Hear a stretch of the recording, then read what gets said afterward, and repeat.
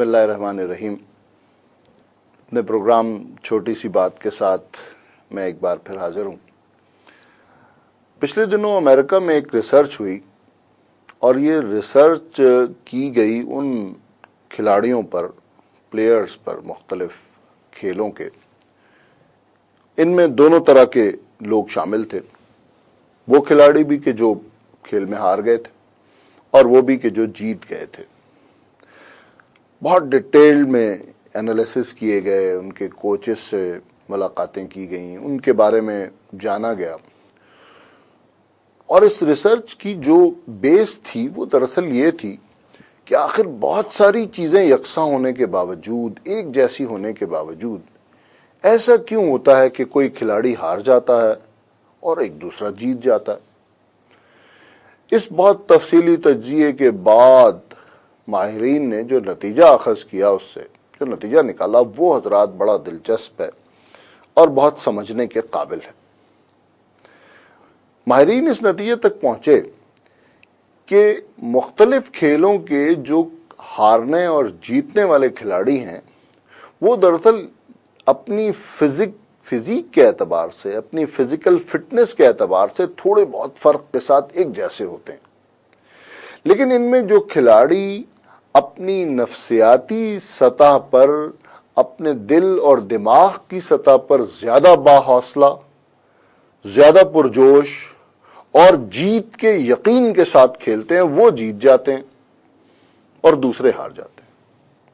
ये बड़ी दिलचस्प बात थी कि मुकाबला दरअसल उस फिजिकल लेवल पे नहीं हो रहा होता, बल्कि मुकाबला दरअसल साइकोलॉजिकल और दिल की सतह पर होता है। वहां मौजूद एनर्जीज लड़ रही होती हैं और वहां मौजूद जो तवानाई है वो किसी की फतह और शिकस्त में बुनियादी किरदार अदा कर रही होती। इस बात में मेरे लिए, आपके लिए भी एक सबक पोशीदा है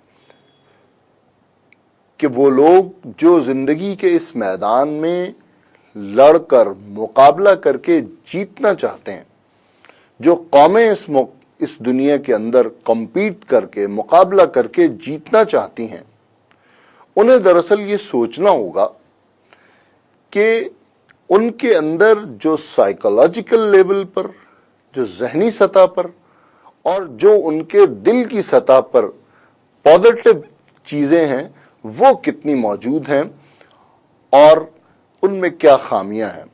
वो अगर अपने अंदर मकसद की लगन, अपने अंदर जीत की ख्वाहिश और शदीद ख्वाहिश पैदा करेंगी, उसके लिए बहुत क्लियर, क्रिस्टल क्लियर टारगेट्स तय करेंगी, उसके लिए बहुत अच्छी मंसूबाबंदी करेंगी और फिर इस मंसूबाबंदी और इस प्लानिंग पर मुस्तकिल मिजाजी से डट के, जम के अमल करेंगी, तो यकीनन फिर कोई भी उनको नाकाम नहीं कर सकता, कोई भी उन्हें पीछे नहीं छोड़ सकता। दुनिया के इस मुकाबले के मैदान में दरअसल जो सबसे ज्यादा बेहतर होगा, अपने जहन की सतह पर, अपने दिल की सतह पर और अपनी फिजिकल फिटनेस की सतह पर, वही जीतेगा। इस छोटी सी बात के साथ मैं इजाजत चाहता हूं। बहुत शुक्रिया।